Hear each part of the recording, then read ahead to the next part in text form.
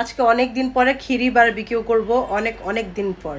তো খিরি বারবিকিউ আগে অনেক বেশি খাওয়া হইতো, যখন হচ্ছে পূর্বাচলে যেতাম তখন অনেক বেশি খাওয়া হইতো 2-3 বছর আগে। এখন হচ্ছে বেশি একটা খাওয়া হয় না, কিন্তু আজকে আমরা ঘরে বারবিকিউ করব খিরি।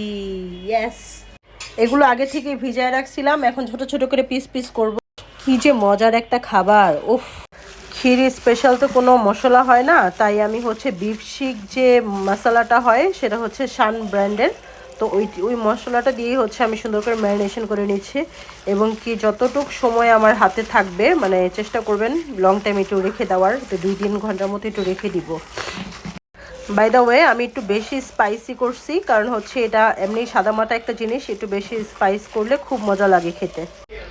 রাজু একটু আমার হেল্প করতেছে, খিরিগুলো সুন্দর করে শিকের মধ্যে ঢুকাইতেছে। এই যে অলরেডি একটা ঢুকায় ফেলছে সুন্দর করে।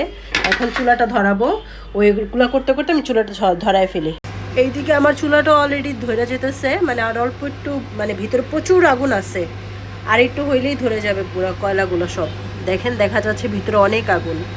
আমাদের কাবাব শেফ, সে দিয়ে দিচ্ছে তার খিরিগুলো চুলায়। আমি উপরে চিমনিটা ছেড়ে দিছি, সব ধোয়া উপরে যাচ্ছে। তেলের জিনিস তো খুব সুন্দর করে তেলগুলা চুয়ে চুয়ে পড়তেছে, আর এত সুন্দর স্মেল বের হইছে। কালারটা দেখেন কত সুন্দর লাগতেছে, মাশাআল্লাহ। কাবাব স্পেশাল সালাদ দেখেন, একদম বাহিরের মতো বোরহানি টাইপের একটা সালাদ বানাইছি, উপরে শসা কুচি দিয়ে দিছি। এটা দিয়ে খেতে আরো বেশি জমে যাবে ইনশাল্লাহ। এটা হচ্ছে স্লো কুকে হচ্ছে, বেশি তাড়াহুড়া করে এটা ভাজা যাবে না, একদম আস্তে আস্তে জালে ভাজতে হবে।